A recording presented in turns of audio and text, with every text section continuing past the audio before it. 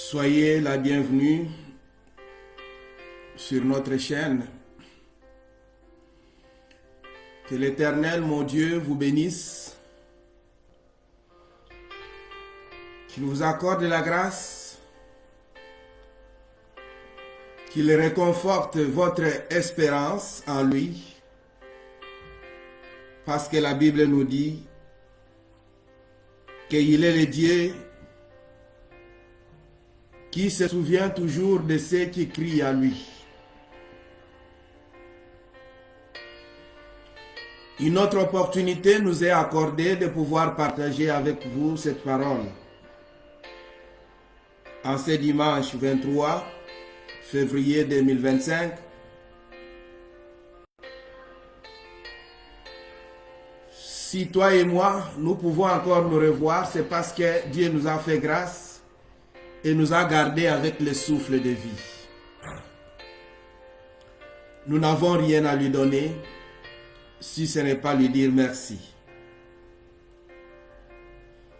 Ils sont très nombreux qui ont plus de moyens que nous, qui ont ou qui avaient une vie sociale meilleure par rapport à nous, qui avaient tout ce qui était nécessaire pour qu'ils puissent vivre heureux. Mais au moment où nous sommes en train de parler, les uns sont dans les tombeaux, les autres dans les morgues, les autres encore sont en train d'être transportés pour être amenés quelque part. Mais si toi et moi avons la possibilité de pouvoir nous retrouver chez nous, ou quelque part où nous sommes en train de nous suivre,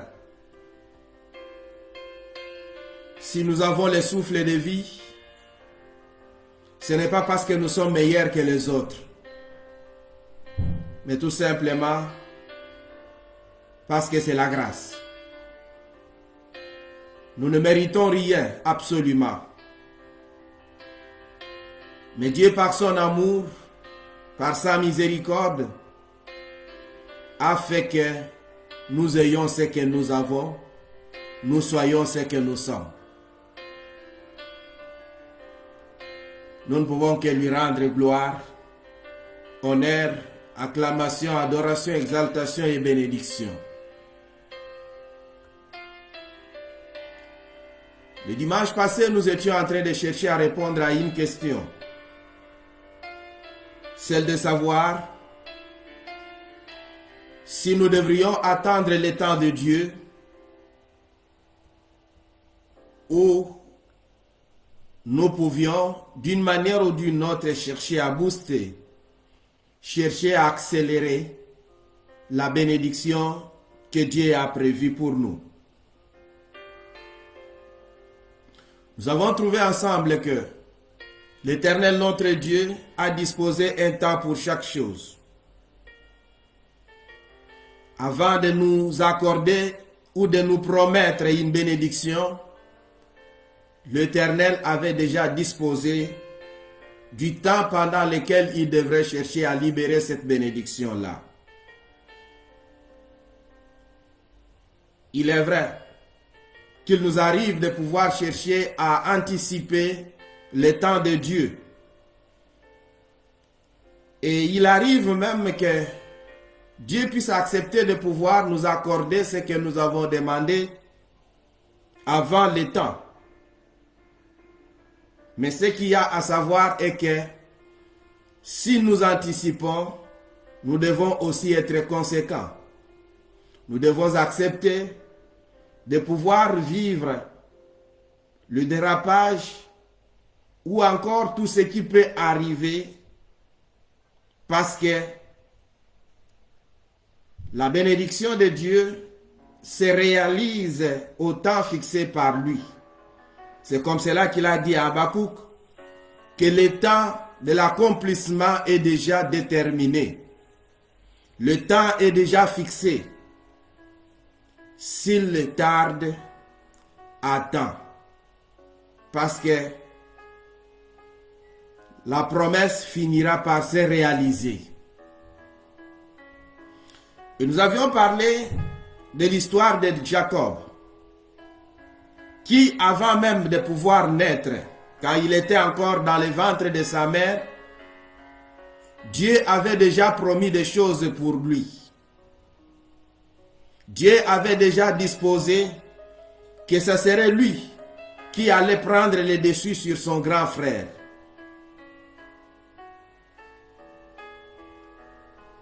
Cette bénédiction-là était déjà destinée à lui. Et sa mère en était informée. Mais quand sa mère a entendu son père, ou encore le père de Jacob, chercher à donner ces bénédictions-là à Ésaü qui était le premier fils, ou encore l'aîné, Rebecca, en complicité avec son fils Jacob, ont usé de la tromperie pour arriver à la bénédiction de Jacob. Jacob a réellement été béni. Ce qui lui était prévu, ce qui lui était promis, lui est arrivé. Mais les moyens qu'ils ont utilisés pour avoir cette bénédiction-là n'étaient pas les moments ou les moyens disposés par Dieu. Raison pour laquelle Jacob, dans l'intervalle entre le moment de la tromperie et le moment de l'accomplissement de Dieu déjà déterminé ou prédéfini, Jacob a dû subir tout ce qu'il a subi. Il est allé loin de sa famille, n'a pas même vu sa mère mourir. Il en a souffert. Et où il est allé, il a été trompé comme lui-même a trompé. Parce qu'il dira à son beau-père Laban, tu as changé 10 fois mon salaire. C'est-à-dire que Laban a commencé par les tromper, même pour l'acquisition ou le mariage qu'il devrait avoir avec Rachel. Parce que 7 ans après avoir travaillé, le jour où il devrait recevoir Rachel comme femme, on va lui présenter Léa. Il a dû travailler encore 7 ans afin de pouvoir avoir Rachel. Jacob a connu ce qu'il a connu. Mais j'aimerais ici rappeler aux enfants de Dieu. Il y a quelque chose, nous parlons de Rebecca qui en complicité avec Jacob ont trompé Isaac afin que la bénédiction puisse arriver à sa destination première. J'aimerais rappeler aux enfants de Dieu qu'il est vraiment indispensable pour nous et nécessaire pour nous de savoir dire la vérité, de savoir obéir à la voix de Dieu, de savoir mettre les choses à leur place. Rebecca savait que la bénédiction était destinée à Jacob. Il n'a pas accepté que cette bénédiction puisse aller à Ésaü. Si elle avait utilisé un autre moyen, elle serait elle-même bénie. Parce que même elle, nous étions en train de dire, a aussi subi les conséquences de sa tromperie. Parce qu'elle n'a plus vu son fils jusqu'à ce qu'elle est morte. Douleur d'une mère qui pendant des années n'a plus revu son fils. Mais ce qu'elle avait fait, dire à Jacob, ou chercher à mener Jacob à obtenir ce qui lui était destiné, c'était un acte aussi de courage. Il n'a pas accepté ou elle n'a pas accepté de pouvoir être coupable. Que Dieu lui dise, par exemple, tu savais que cette bénédiction était à Jacob. Pourquoi est-ce que tu n'as pas empêché ton mari à pouvoir le donner à Ésaü? Quand vous connaissez la vérité sur une situation, cherchez les moyens par la vérité à dire cette vérité ou encore à révéler cette vérité. N'acceptez pas de pouvoir devenir coupable ou de pouvoir devenir complice en éteignant la vérité, tout simplement parce que vous voulez plaire à quelqu'un d'autre ou encore vous avez peur des conséquences de la vérité. Et j'aimerais même dire qu'il vaut mieux subir les conséquences de la vérité que de subir les conséquences d'un mensonge ou encore d'un silence.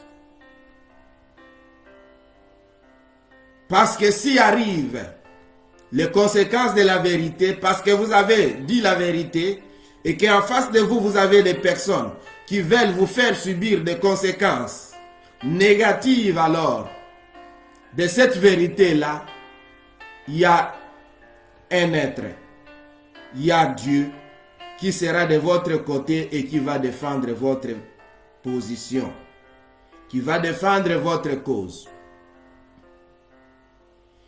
Et alors, parlant toujours de ce Jacob-là, qui a subi ce qu'il a subi, et qui au moment voulu a été béni, Dieu a changé son nom, il lui a donné le nom d'Israël.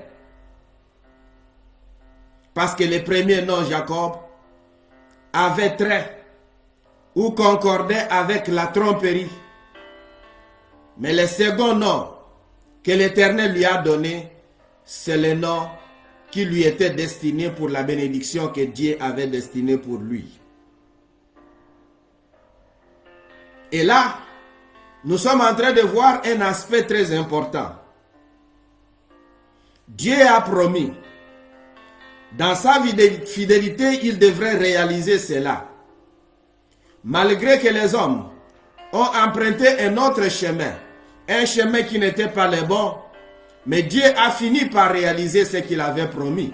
Comme nous étions en train de dire la fois passée, qu'aucune parole, aucune promesse sortie de la bouche de Dieu ne retourne à lui sans être réalisée. Ce que Dieu a promis pour vous se réalise. Et Dieu ne peut pas permettre que vous puissiez, par exemple, mourir sans que la promesse ne se soit réalisée. Il trouve toujours un moyen pour réaliser sa promesse avant de permettre que quelque chose d'autre vous arrive. Et là, ceci nous pousse à avoir confiance à l'Éternel, à nous confier à l'Éternel, parce que nous savons que ce qu'il promet, il le réalise.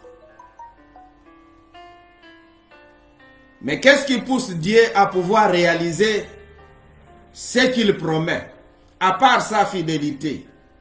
Parce que dans les cas ici, il y a Jacob qui, en réalité, ce qu'il a fait pouvait bien lui coûter cher.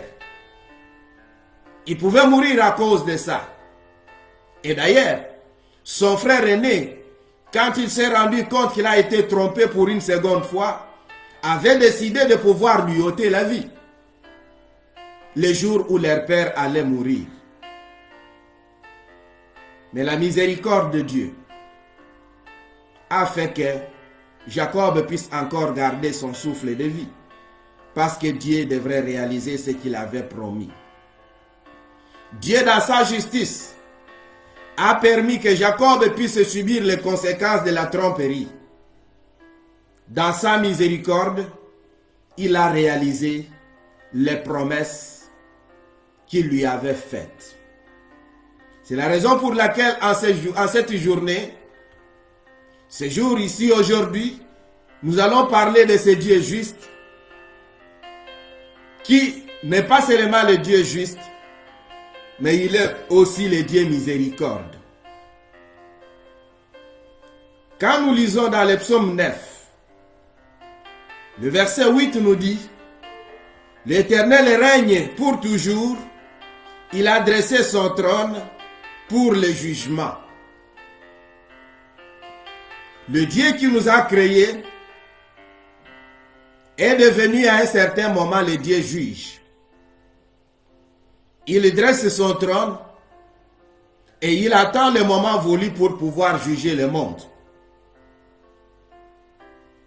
Le péché de l'homme, la désobéissance de l'homme a fait que Dieu puisse devenir un juge. Le trône est dressé. Un jour, nous allons rendre compte de tout ce que nous sommes en train de faire aujourd'hui, d'une manière directe ou indirecte, voulue ou non voulue. Parce que la Bible nous dit que Dieu rendra à chacun de nous selon ce qu'il aura fait pendant qu'il était encore sur cette terre en train de vivre. Le verset 10 de ce même psaume 9 dit: l'Éternel est une forteresse pour l'opprimé, une forteresse dans les moments de détresse. Oui, aujourd'hui tu es opprimé, tu es persécuté. Il ne faudrait pas que tu puisses croire être abandonné. Parce que la Bible ici me déclare que le Dieu que nous prions est une forteresse pour tous ceux qui sont opprimés. Il est une forteresse dans les moments de détresse. L'Éternel n'est pas là seulement dans des moments de joie à nous accompagner, mais l'Éternel est avec nous même dans les moments de détresse. C'est ce qui peut encore faire notre espérance. Faire que nous puissions avoir de la confiance en lui, parce que nous savons qu'il ne nous abandonne pas, il ne nous laisse pas. Au moment difficile, au moment de détresse, il est une forteresse. Là où nous pouvons nous réfugier, là où nous pouvons puiser la force pour résister, là où nous pouvons puiser la force pour nous opposer à tout ce qui n'est pas de Dieu. Son verset 11 dira: ceux qui connaissent ton nom se confient en toi, car tu n'abandonnes pas ceux qui te cherchent, Éternel. Ici, nous avons encore une autre nouvelle, une autre information de ce Dieu-là. Tous ceux qui se confient en lui ne sont jamais abandonnés.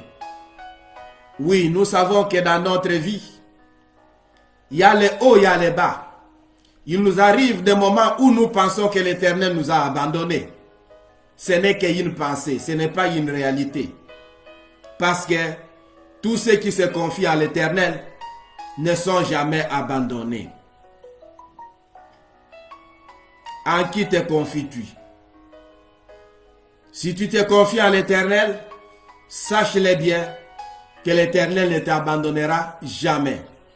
Que ce soit le moment que tu auras à passer, que ce soit l'endroit où tu seras en train de passer ce moment-là, sache-le bien que tu n'es pas seul.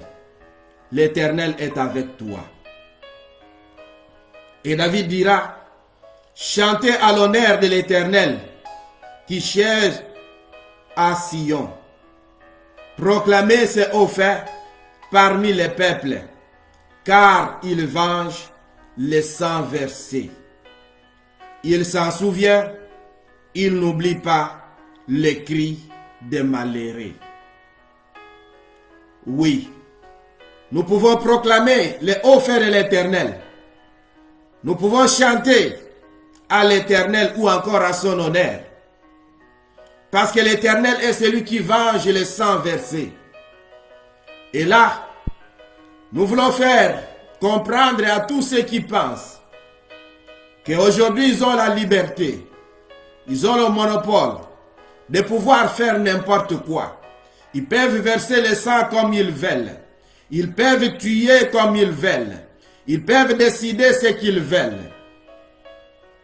Nous leur disons, attention, parce qu'un jour, l'Éternel va venger ce sang-là qui est en train d'être versé maintenant. D'une manière ou d'une autre, de façon directe ou indirecte. Vous êtes en train de verser le sang aujourd'hui. Sachez-le bien, qu'un jour, excusez-moi, l'Éternel va vous en demander compte.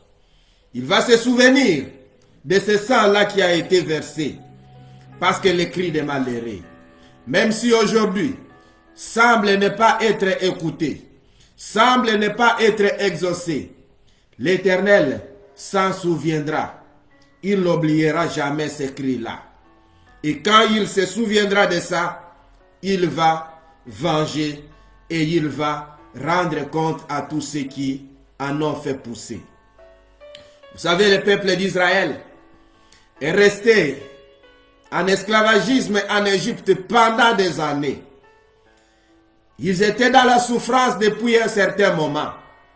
Quand un certain pharaon est arrivé, lui qui ne connaissait pas ce que Joseph a fait en Égypte, il s'est dit, ce peuple est en train de se multiplier et il devient de plus en plus fort. Qu'est-ce que nous devons le faire pour l'empêcher à pouvoir devenir un ennemi de taille contre nous? Empêchons-les à se multiplier et imposons une corvée, imposons des travaux durs pour qu'ils n'aient pas le temps de pouvoir réfléchir, le temps de continuer à se multiplier, qu'ils s'affaiblissent et que nous puissions dominer sur lui. Ils ont commencé à faire souffrir le peuple d'Israël. Et le peuple d'Israël a commencé à crier. Les années étaient en train de passer. Les cris semblaient n'avoir pas été entendus. Mais un jour, Dieu est descendu lui-même. Il a dit à Moïse, j'ai entendu les cris de mon peuple, les cris d'Israël que lui font ou que lui fait pousser le Pharaon, que lui font pousser Pharaon et son peuple. L'Éternel s'est souvenu de ces cris et il est descendu afin de pouvoir donner une solution. J'aimerais ici encourager mon frère, j'aimerais encourager ma sœur qui est en train de pousser les cris, qui est en train d'attendre la réponse à son cri.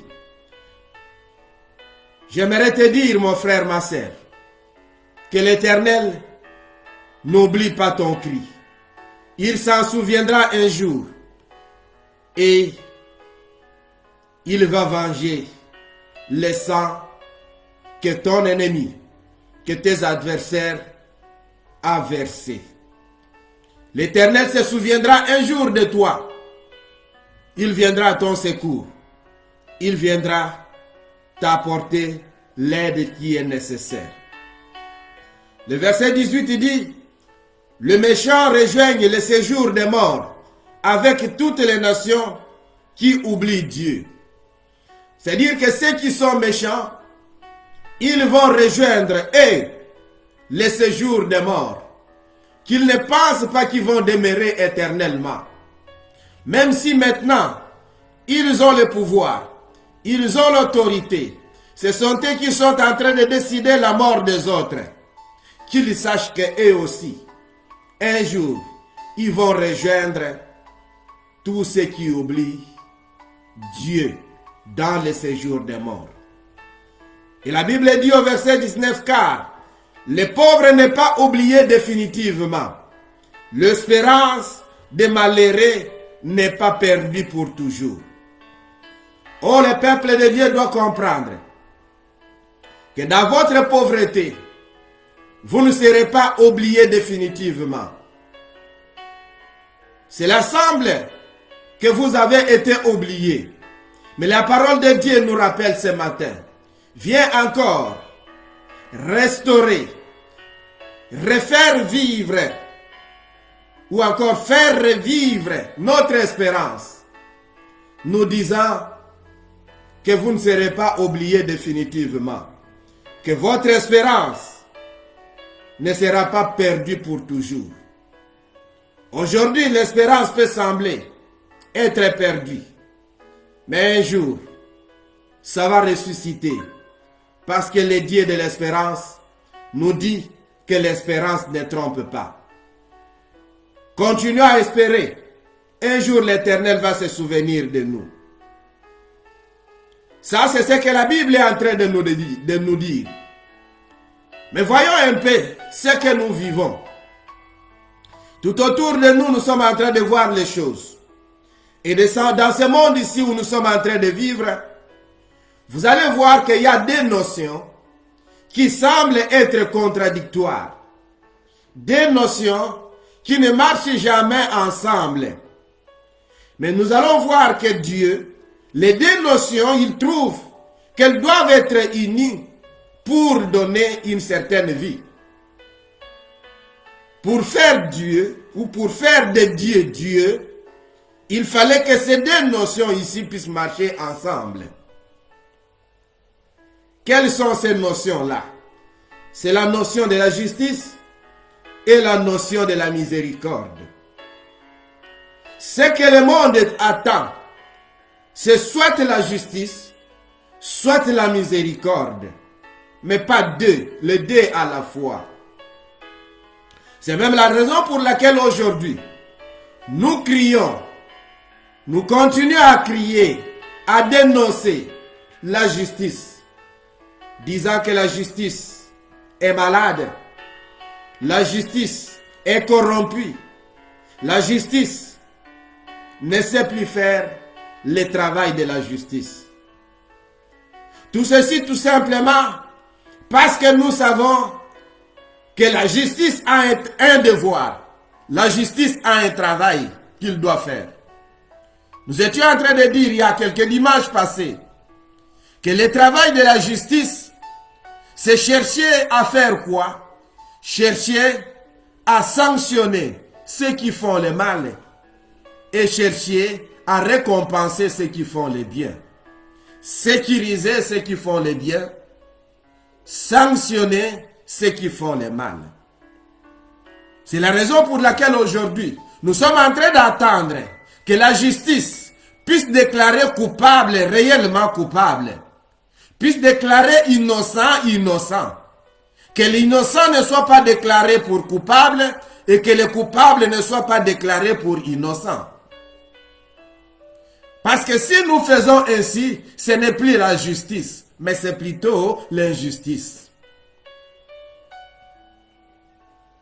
Et de l'autre côté, quand on parle de la miséricorde, on pense que quand on parle de miséricorde, on ne peut pas voir la justice. C'est la raison pour laquelle nous avons dit que les deux notions semblent contradictoires. Mais Dieu les rapproche, dit que ces deux notions doivent marcher ensemble. Et pour que Dieu soit Dieu, il faudrait qu'il soit Dieu de justice, qu'il soit le Dieu juste et qu'il soit le Dieu miséricordieux, le Dieu de miséricorde.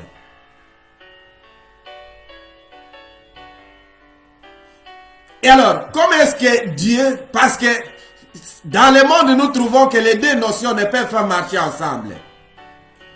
Mais comment est-ce que Dieu arrive, ou Dieu est arrivé à concilier les deux notions, à les mettre ensemble, à les faire marcher ensemble?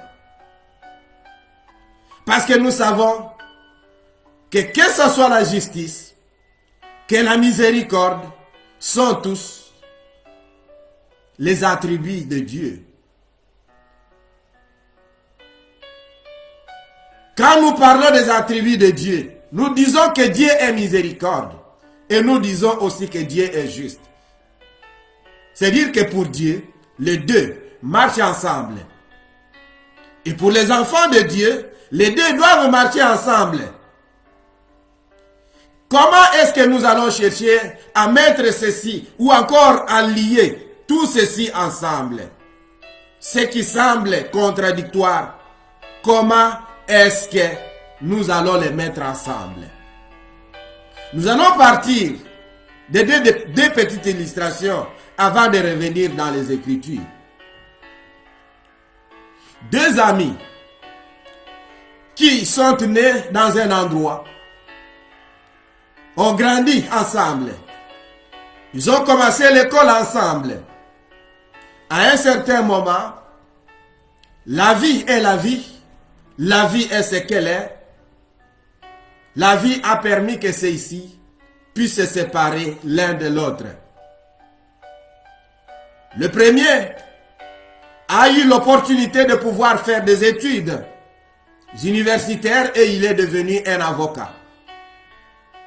Engagé dans un tribunal au titre de juge, il était en train d'exercer comme juge principal de ce tribunal-là.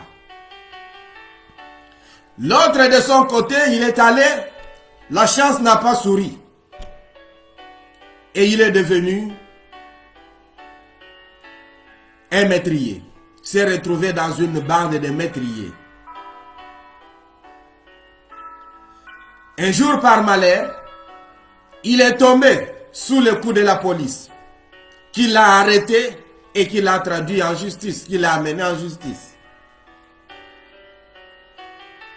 Et là, il va se retrouver devant le juge, qui est son ami, devant le juge qui est sa connaissance.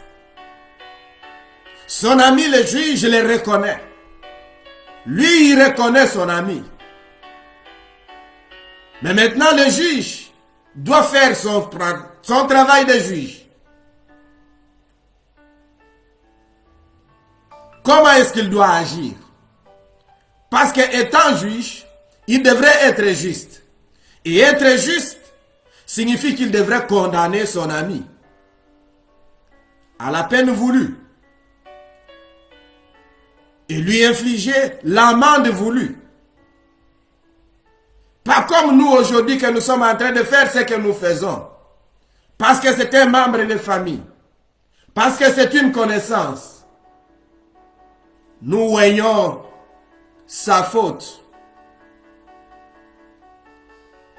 On met de l'huile sur sa faute. On le déclare non coupable.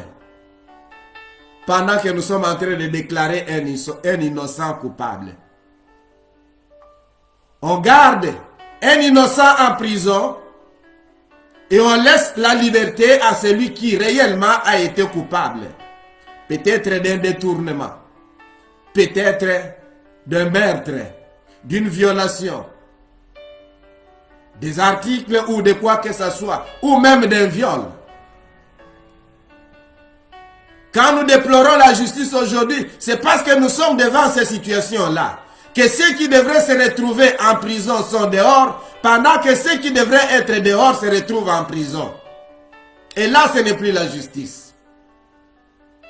J'aimerais d'abord suspendre cette illustration, mais revenir à une illustration réelle. Un monsieur qui était préfet d'une école s'est retrouvé dans son école avec son propre fils. C'est-à-dire que son fils était un des élèves qui était sous sa tutelle. Lui était le préfet des études de cette école-là. Et parmi les élèves qu'il devrait diriger, orienter, accompagner, corriger et punir, il y avait son fils. Et comme toute entité organisée, l'école a un règlement d'ordre intérieur. Et dans les règlements d'ordre intérieur, il y a certains articles qui amènent ou qui disent que si un élève a fait ou a commis telle ou telle autre faute, a commis telle ou telle autre infraction, il devrait être renvoyé de l'école. Le fils du préfet n'a pas respecté les règlements d'ordre intérieur. Et il s'est retrouvé devant son père juge. Son père devrait juger, il devrait décider de pouvoir renvoyer l'enfant. Qu'est-ce qu'il devrait faire? C'est la question que nous sommes en train de chercher à nous poser et à laquelle nous allons chercher à répondre. Si ce père-là était réellement juste. Si le juge qui s'est retrouvé devant son ami métrier était réellement juste, qu'est-ce qu'il devrait faire? Le préfet a décidé, avec le comité de l'école, que son fils puisse être renvoyé. Il a utilisé le côté de sa justice. On a décidé, l'enfant a été renvoyé. On lui a donné le billet de renvoi.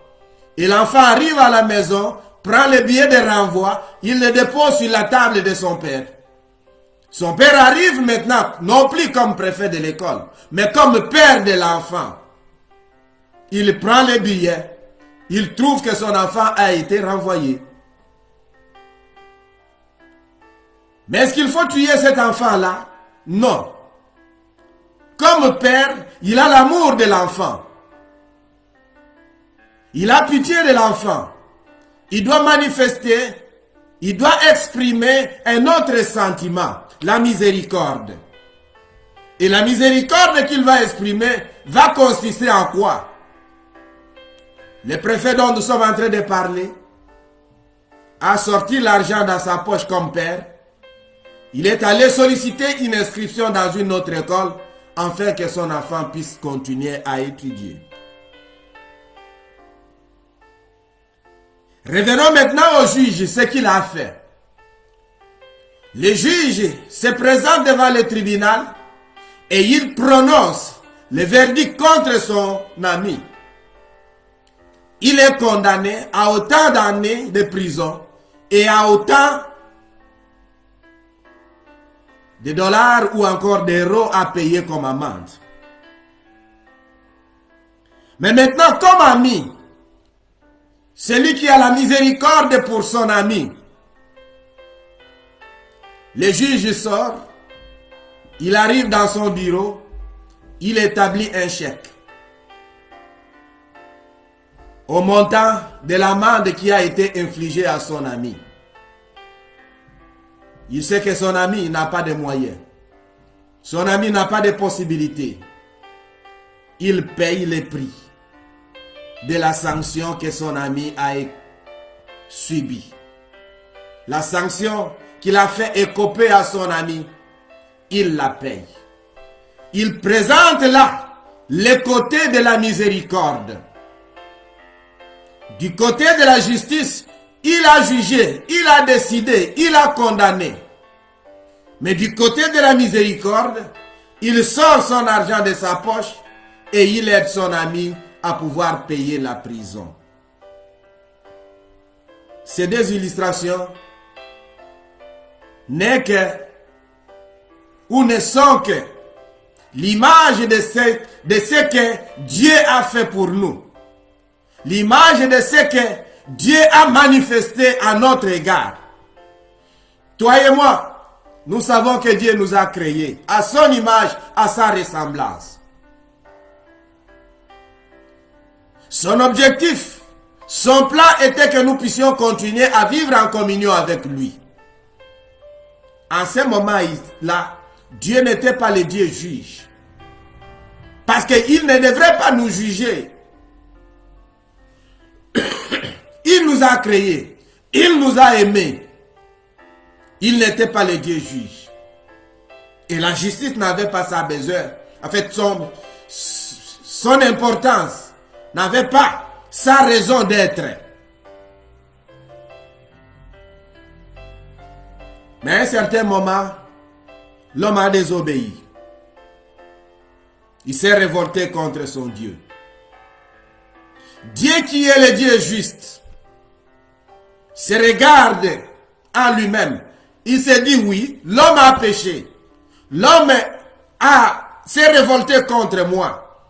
Qu'est-ce que je dois faire? Dans ma justice, je dois les condamner. Et il a condamné l'homme. Il l'a chassé du jardin. Il a maudit la terre pour que l'homme puisse souffrir. Dieu a fait ce qu'il devrait faire comme le Dieu juste. Mais il n'était pas seulement le Dieu juste. Il était aussi le Dieu miséricorde. Et qu'est-ce qu'il devrait faire du côté de la miséricorde?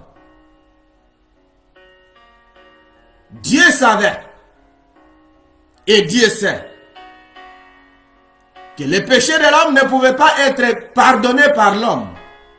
Il n'y a que celui qui était sans péché qui pouvait offrir le pardon à celui qui a péché. C'est même la raison pour laquelle, vous savez, quand on parle de sacrificateur, Jésus-Christ est le sacrificateur selon l'ordre de Melchisédek. Mais la Bible nous dit que les sacrificateurs de ce monde ici, avant d'offrir les sacrifices pour les autres, commençaient d'abord par offrir les sacrifices pour eux-mêmes. Parce qu'eux-mêmes étaient pécheurs. Ils devraient d'abord offrir des sacrifices pour recevoir le pardon pour eux. Et enfin, se retrouver dans une position telle qu'ils peuvent offrir des sacrifices pour les autres. Mais le péché de l'homme ne pouvait pas être pardonné par les sacrifices d'un autre être humain. Il n'y a que Dieu qui pouvait pardonner les péchés. Mais c'est le même Dieu qui a condamné l'homme. Qu'est-ce qu'il devrait faire en ce moment-là? Dieu est descendu en la personne de Jésus-Christ. Il a pris la nature humaine. Il s'est offert comme sacrifice. Afin que toi et moi, nous puissions recevoir le pardon des péchés. De même que le juge a sorti de son argent, a payé la prison de son ami, de même que le père a sorti de son argent pour payer l'inscription de son enfant, Dieu s'est sacrifié lui-même. Il est descendu, il a pris la place de l'homme et il a payé le prix du péché de l'homme. C'est ce qui fait ou ce qui a rendu possible la cohésion, l'union des deux attributs, des deux caractéristiques, la miséricorde et la justice. C'est ça qui a fait que Dieu puisse encore nous avoir aujourd'hui. Aujourd'hui, Dieu peut encore se réjouir d'avoir retrouvé l'homme qu'il avait chassé. Nous pouvons nous réjouir d'avoir retrouvé la communion avec notre Dieu.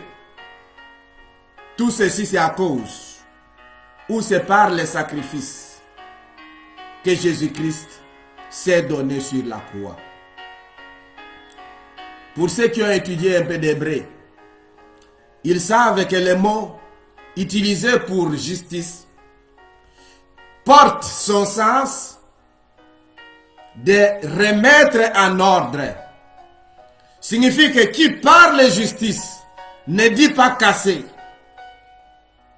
Qui parle justice ne dit pas détruire.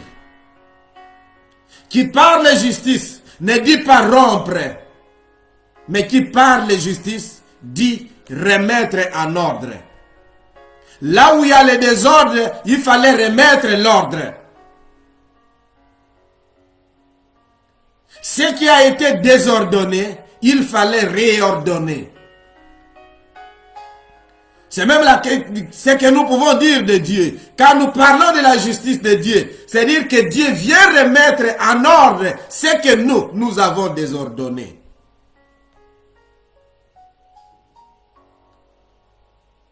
Mais si la justice pour la plupart des cas, porte à la condamnation.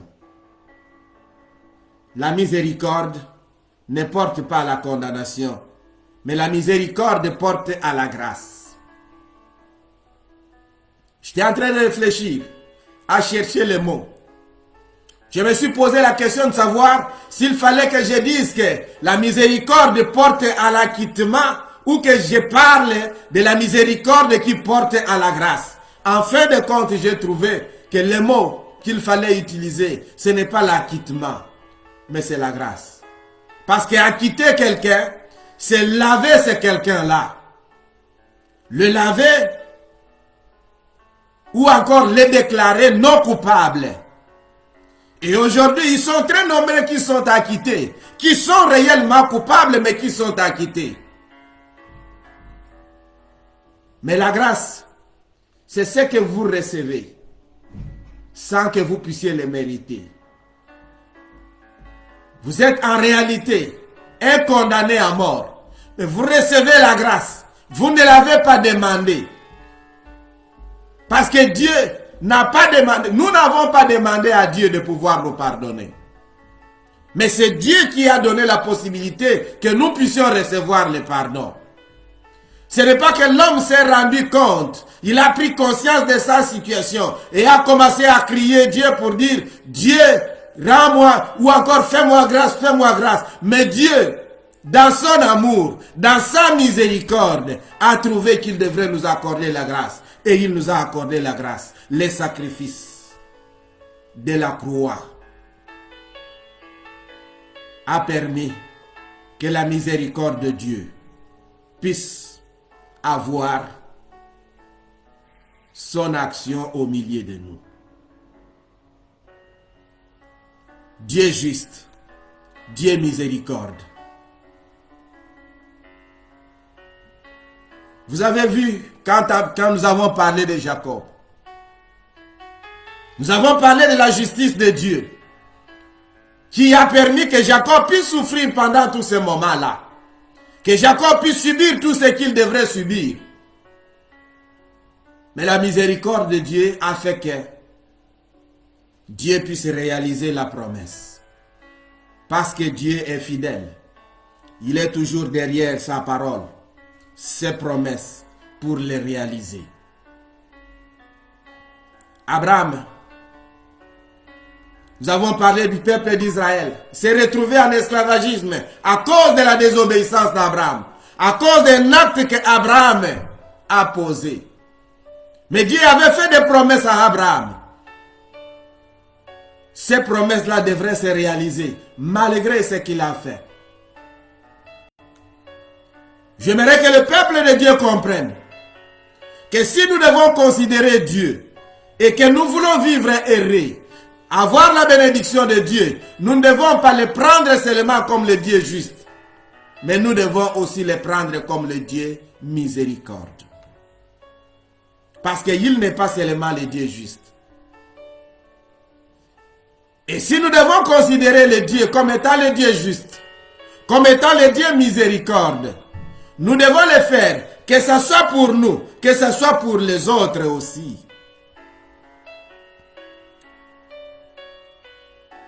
C'est la raison pour laquelle je conseille aux enfants de Dieu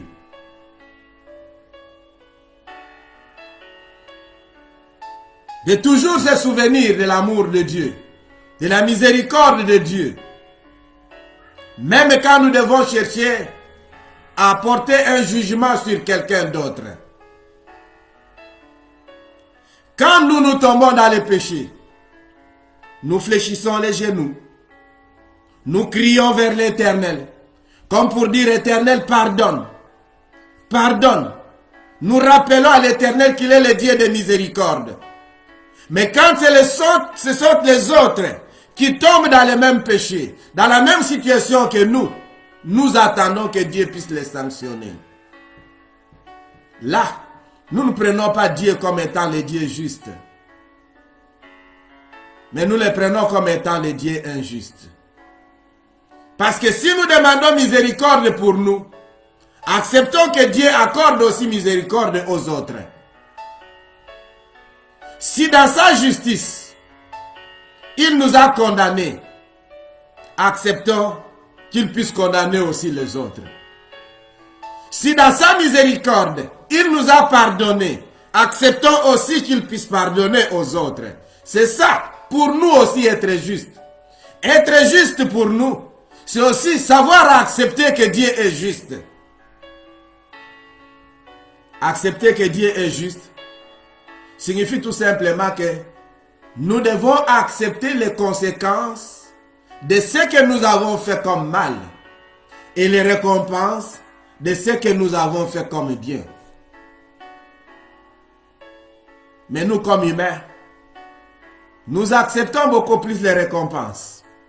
Mais les conséquences, nous n'acceptons pas. Quand Dieu sanctionne, nous disons, Dieu, tu nous as abandonnés. Tu es un Dieu méchant. Dans ta justice, dans ta justice, dans ta justice. Pourquoi est-ce que tu n'as pas eu pitié de nous? Dieu est le Dieu juste. Et il juge avec justice. Il est aussi le Dieu miséricorde. C'est même la raison pour laquelle vous allez trouver. Si nous allons prendre l'exemple de David. David a commis non pas seulement l'adultère, mais aussi le meurtre. Mais ces deux péchés avaient comme sanction la lapidation. Celui qui tuait, qui commettait le meurtre devrait être tué lui aussi. Celui qui commettait l'adultère devrait être lapidé.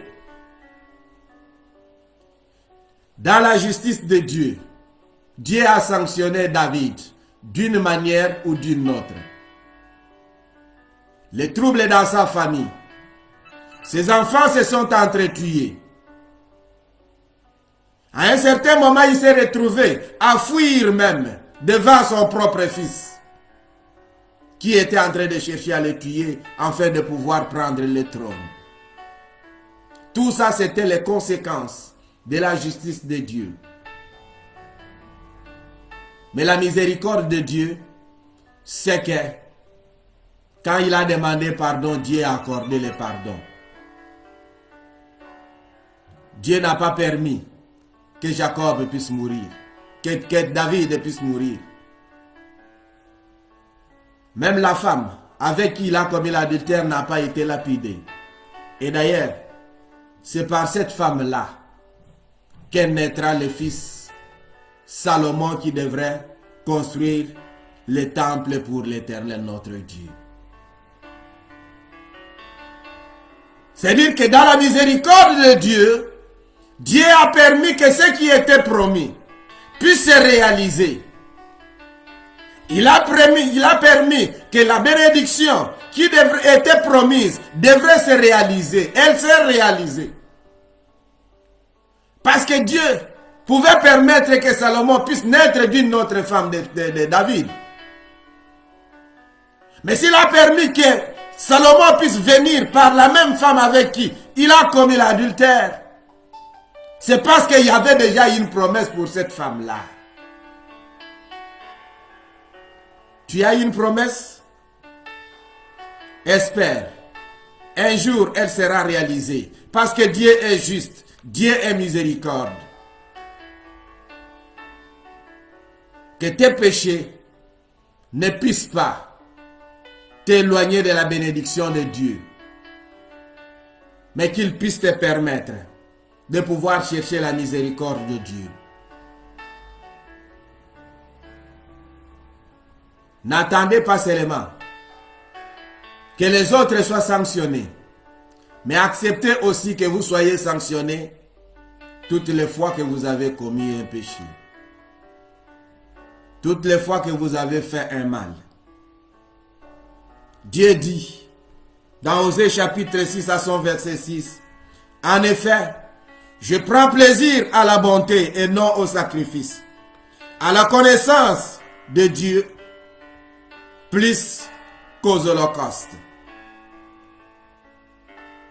Nous avons l'habitude d'aller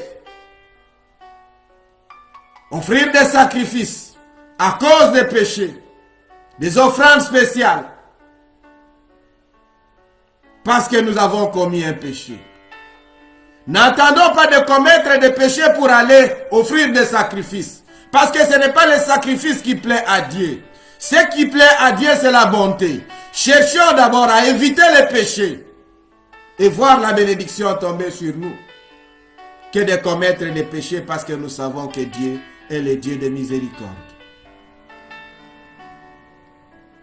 C'est vrai que le Dieu est le Dieu de miséricorde. Mais n'oublions pas que nous devons subir les conséquences du mal que nous faisons. À l'école auto, on nous avait appris une chose. Vous n'apprenez pas pour aller commettre des accidents ou produire des accidents et avoir raison. Mais vous aidez à apprendre ici pour éviter les accidents. La connaissance de Dieu, c'est pour que nous puissions éviter de tomber dans les péchés. C'est la raison pour laquelle Dieu prend plaisir à la connaissance de Dieu qu'aux holocaustes. Les holocaustes ne changent rien. Mais la connaissance de Dieu change tout. Et nous allons chercher à faire la différence. N'allons pas confondre des choses. La justice n'est pas le légalisme. Le légalisme et la justice ne sont pas une même chose. À un certain moment, ils peuvent même s'opposer. Je vais vous dire pourquoi. Vous allez voir que Jésus-Christ entre dans un temple. Il entre dans une synagogue. Et là, il se trouvait un homme qui avait la main paralysée. Les pharisiens viennent auprès de Jésus-Christ. Parce que leur problème, c'était chercher à tenter ou encore à voir Jésus-Christ agir afin de pouvoir l'accuser. Il lui pose la question de savoir s'il était autorisé de pouvoir guérir quelqu'un les jours du sabbat. Donc pour eux, ils étaient attachés au légalisme. Ils devraient utiliser, pratiquer exactement ce qui était leur loi. Mais ils étaient en train d'oublier la miséricorde de Dieu. Et alors Jésus-Christ leur pose la question.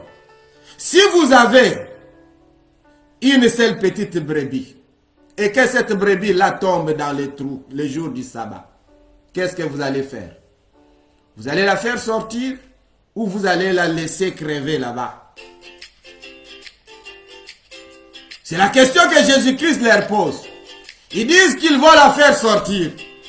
Mais alors Jésus-Christ dit, la vie de l'homme, ou encore l'homme est beaucoup plus important que la brebis. Donc si vous pouvez arriver à faire sortir la brebis le jour de sabbat, cela signifie que le jour de sabbat, nous pouvons aussi guérir ceux qui sont malades. Et Jésus-Christ a demandé à l'homme qui avait la main paralysée de pouvoir tendre sa main. Il a tendu sa main, dit la Bible, et elle est devenue comme l'autre. C'est-à-dire que Jésus-Christ a produit la guérison le jour de sabbat. Il n'a pas attendu que le jour de sabbat passe, parce que l'homme est très important. Et là, je voulais attirer l'attention de beaucoup d'entre nous, qui pensons que nos animaux domestiques sont plus importants que les autres. Parce qu'il y a des gens qui peuvent aujourd'hui tuer à cause de son chien, qui peuvent aujourd'hui tuer à cause de son chat, qui accordent beaucoup plus d'importance à leurs animaux domestiques qu'à les personnes qui sont en train de souffrir. Des personnes qui aujourd'hui ont la facilité de prendre tout son héritage, accordé à quelqu'un d'autre parce qu'il lui laisse en charge son chien, que de penser par exemple à ceux qui sont en train de mourir de froid parce qu'ils n'ont pas des endroits où dormir, qui sont en train de mourir de faim parce qu'ils n'ont pas quoi manger. Jésus-Christ a guéri parce que l'homme est beaucoup plus important qu'une brebis. L'homme est beaucoup plus important que ta voiture. Vous allez tuer quelqu'un à cause de votre voiture. Vous allez tuer quelqu'un à cause de votre maison. La vie de l'homme est beaucoup plus importante que votre maison. La vie de l'homme est beaucoup plus importante que votre voiture. Le légalisme, ce n'est pas ça la justice. Il faut faire la différence entre les deux. Ce que Dieu recommande, c'est la justice et non le légalisme. Vous avez beaucoup crié, vous avez beaucoup pleuré à cause de votre situation, à cause du mal que vous êtes en train de voir. Mais sachez-le bien que vous avez un Dieu miséricordieux, un Dieu qui n'oublie pas votre cri, un Dieu qui se souviendra de vous, qui se souviendra de votre cri et qui va venger le sang qu'on est en train de verser. Que ceux qui sont en train de verser le sang aujourd'hui ne pensent pas qu'ils vont continuer à verser le sang éternellement. Il y aura un jour où Dieu va leur demander le compte. Ils vont rendre compte de tout ce qu'ils sont en train de faire, de tout ce qu'ils sont en train de dire, de tout ce qu'ils sont en train de penser. Mon frère, ma sœur, le Dieu que nous prions est un Dieu de miséricorde, un Dieu de justice. Il est juste, dans sa justice, il sanctionne. Il est miséricordieux, dans sa miséricorde, il a pitié. Votre situation n'est pas une situation impossible. Vous ne pouvez pas vous dire, parce que vous avez commis tel ou tel autre péché, Dieu vous a abandonné, Dieu vous a rejeté pour toujours. La Bible nous a dit, dans les premiers textes que nous avons lus, que Dieu ne rejette pas pour toujours. L'espérance des pauvres, des misères, en fait, ou encore des malheureux, n'est pas perdue pour toujours. Si à cause de la justice de Dieu, tu es en train de vivre les conséquences du mal que tu as fait, accroche-toi maintenant à la miséricorde de Dieu. Demande à Dieu, dis à Dieu, regarde les sacrifices de la croix. Tu t'es toi-même donné sacrifice pour que moi je sois sauvé. Et à cause de ces sacrifices, tu as mis miséricorde et justice ensemble. Accepte donc de pouvoir m'accorder miséricorde. Et le Dieu de miséricorde t'accordera cette miséricorde. Que l'Éternel, mon Dieu, vous bénisse encore. Abonnez-vous à nos chaînes et suivez-nous toutes les fois que nous sommes en ligne pour partager avec vous la parole de Dieu. Soyez bénis.